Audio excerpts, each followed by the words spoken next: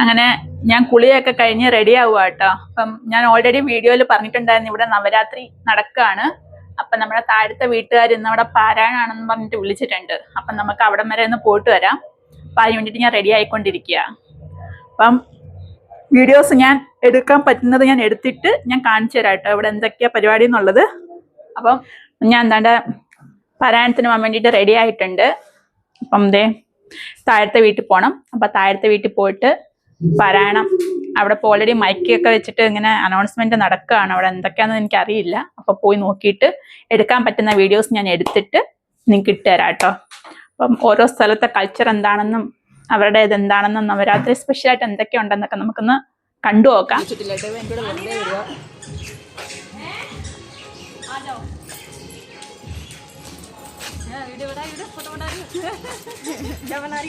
Video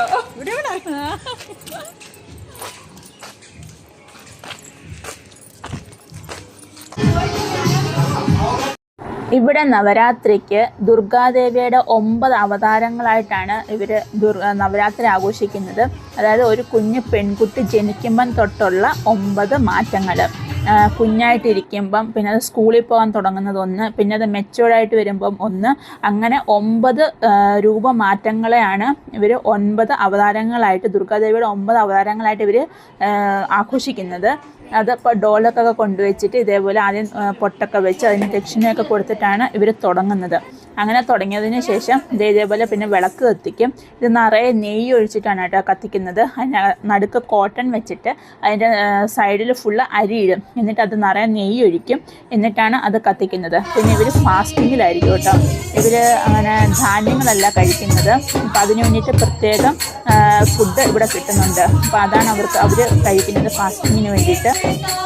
നമ്മൾ രാവിലെ ഉണർന്നെണീക്കുമ്പോൾ തൊട്ട് ഇവിടെ അമ്പലങ്ങളിലെല്ലാം മന്ത്രോച്ചാരണങ്ങൾ, പിന്നെ അതുകൂടാതെ വീടുകളിലെല്ലാം മന്ത്രോച്ചാരണങ്ങൾ, പിന്നെ അത് കഴിഞ്ഞിട്ട് അവർ രാവിലെ തന്നെ വിളക്ക് കത്തിക്കും. വിളക്ക് കത്തിക്കുമ്പോൾ കർപ്പൂരത്തിൻ്റെ സ്മെല്ല്, ധൂപിൻ്റെ സ്മെല്ല്, നമ്മുടെ നാട്ടിൽ കിട്ടുന്ന ചന്ദനത്തിരി അല്ല കേട്ടോ, വേറെ ധൂപെന്ന് പറയും. അതിൻ്റെ സ്മെല്ലൊക്കെ ഭയങ്കര ഒരു പോസിറ്റിവിറ്റി നിറഞ്ഞൊരു അന്തരീക്ഷമായിട്ടാണ് കേട്ടോ നമുക്ക് തോന്നുന്നത്. അപ്പോൾ ഇത് കൈയിരിക്കുന്ന ഇത് കണ്ടോ, ഇതിനാണ് ഡഫലി എന്ന് പറയും. ഇത് ഫുള്ള് നമ്മുടെ ഈ ചിലങ്കയിലെ മണിയുടെ കൂട്ടുള്ള കുഞ്ഞു മണികളുണ്ട്. അതിങ്ങനെ ചിൽ പറഞ്ഞിങ്ങനെ കൊട്ടുന്ന സമയത്ത് അതിങ്ങനെ കിളിങ്ങും. അതിനാണ് അവർ ഡഫലി എന്നാണ് കേട്ടോ പറയുന്നത്. അങ്ങനെ ഞങ്ങളുടെ അടുത്തിരിക്കുന്ന ദീദിയുടെ കയ്യിലിരിക്കുന്ന ഇൻസ്ട്രുമെൻ്റ് കണ്ടോ, അതിന് മഞ്ചീര എന്നാണ് കേട്ടോ പറയുന്നത്. അതായത് ഡിവോഷണൽ മ്യൂസിക്കിനൊക്കെ വേണ്ടിയിട്ട് ഉപയോഗിക്കുന്ന ഒരു ഇൻസ്ട്രുമെൻ്റാണ് മഞ്ചീര. അങ്ങനെ മഞ്ചീരയൊക്കെ ഉപയോഗിച്ച് ഡോലക്കും അതേപോലെ ഡഫലിയൊക്കെ ഉപയോഗിച്ചുള്ള വാദ്യോപകരണങ്ങളൊക്കെ വെച്ചിട്ടാണ് അവർ ഈ സോങ്സ്, ഡിവോഷണൽ സോങ്സ് ഒക്കെ പാടും.